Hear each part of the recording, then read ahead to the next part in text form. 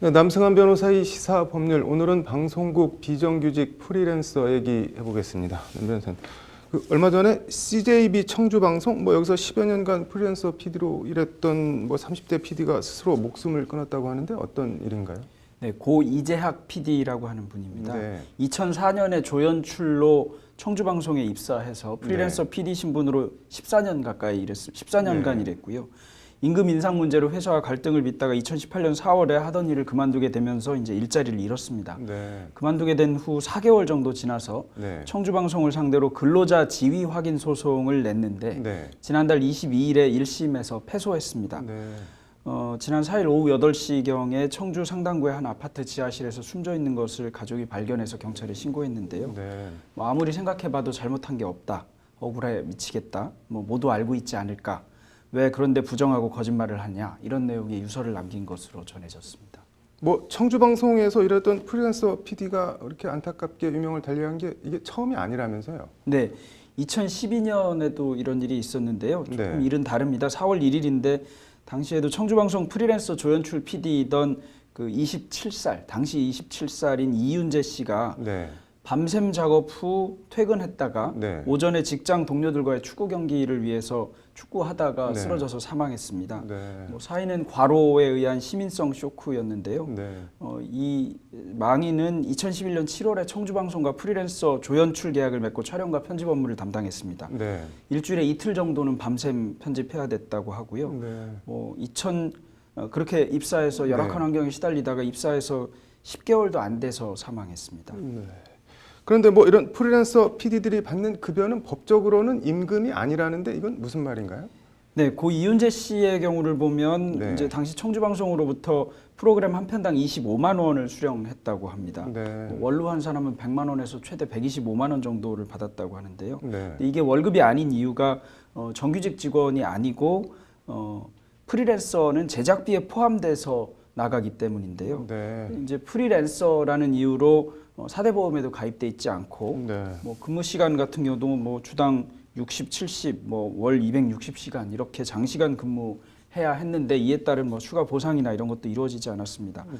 근데 이 최근에 돌아간 이재학 PD의 경우에도 이 이윤재 당시 조연출 PD와 노동 조건에 있어서 아무 달라진 것이 거의 없는 그런 실정입니다. 이게 고 이재학 PD가 근로자 지위 확인 소송에서 진 것도 이런 이유들이겠네요, 그러면. 네, 비슷한 이유입니다. 그러니까 근로자 지위가 인정되려면 그 상급자의 그 지위 감독을 받아야 되고 그에 따라서 업무를 수행해야 하는데 지휘 감독하에 업무를 수행한 게 아니라 프리랜서로 업무를 수행한 것이다 이런 얘기입니다. 이재학 PD는 당연히 청주방송의 지휘 감독을 받아서 업무를 수행했다고 주장했고요. 조연출, 연출, 프로그램 제작 업무를 비롯해서 지방자치단체 보조금을 받는 사업 관련 업무까지 다 했다. 그리고 비정규직 동료들이 작성해서 제출해준 진술서에 따르면 이재학 PD가 사업계획서나 보조금 협의 관련 문서나 보조금 신청 문서, 정산 증빙 서류 이런 결제 문서까지 기한하고 회사의 결제 라인을 따라서 처리했다는 것인데요. 부득이한 사정으로 결제나 보고를 하지 않으면 원래대로 하면 지휘 감독 받지 않으니까 담당 국장이 혼내킬 일이 없는데 담당 국장에게 혼난 적도 있다 이렇게 진술하기도 했습니다. 그런데 반면 정규직 구성원들의 경우에는 이 주장을 뒷받침해 주지 않았다는 것입니다. 이윤재 씨의 경우에도 그렇고 이재학 PD의 경우에도 그랬는데요. 이 두 가지 진술의 차이에서 소송의 승패가 갈렸던 것이 아닌가 싶습니다. 결국 그래서 재판부는 회사 측 손을 들어준 거잖아요. 네, 그렇습니다. 어떻게 봐야 되나요? 근로자 지위가 인정 안 된다는 것이었고 지휘 감독 관계가 없다 이렇게 본 것인데요. 이와 관련해서 1심 재판부가 이제 이재학 PD의 변호사는 이 씨가 14년 가까이 정규직처럼 일했고 40여 가지의 증거를 냈는데도 불구하고 받아들이지 않은 게 이해할 수 없다. 이래서 예상하지 못한 결과에 대해서 이재학 PD가 심한 심적 부담을 느껴서 이런 일이 일어났던 것으로 보인다 이렇게 얘기했습니다. 원고가 사망했다 하더라도 원고의 유족들이 소송을 수개해서 항소심을 계속 진행하겠다는 뜻을 밝혔습니다. 이게 근데 항소심에서도 다른 진술이나 증거가 더 안 나오면 같은 결과가 나오는 거 아닌가요? 어떻게 되는 건가요? 네, 항소심도 비슷한 결과가 나올 가능성을 배제할 수는 없습니다. 그러나 판단은 판사마다 다른 의견을 낼 수 있는 것이고 증거에 대한 가치를 어떻게 평가하나가 다르기 때문에 다른 결과가 나오기도 합니다만 추가로 다른 증거가 나오지 않는 상황에서 항소심 법원이 다른 결과를 내는 것이 그렇게 흔한 일은 아니어서 네. 시작하기도 전에 전망이 좋지 않다 이렇게 얘기하기는 곤란하지만 지휘감독 관계가 좀 더 명확하게 입증되지 않으면 소송도 꽤 어렵지 않을까 하는 생각을 할 수밖에 없습니다. 이게 뭐 바깥에서 보기에는 화려해 보이는데 어떻게 보면 이 방송업계가 사실은 뭐 프리랜서나 비정규직 착취로 굴러가는 측면이 없지 않아 있는데 이건 뭐 어떻게 해야 될까요?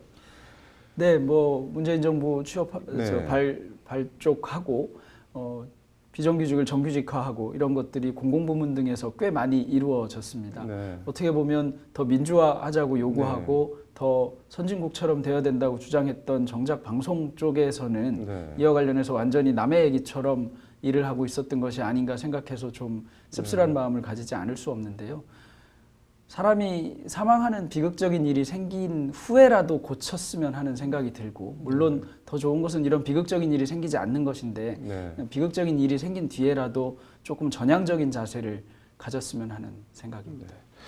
프리랜서라고 회사 지시를 안 받았다고 이렇게 판단을 하는 법원 판결이 참 그러네요. 보기 일반인 보기에. 네, 오늘 잘 들었습니다.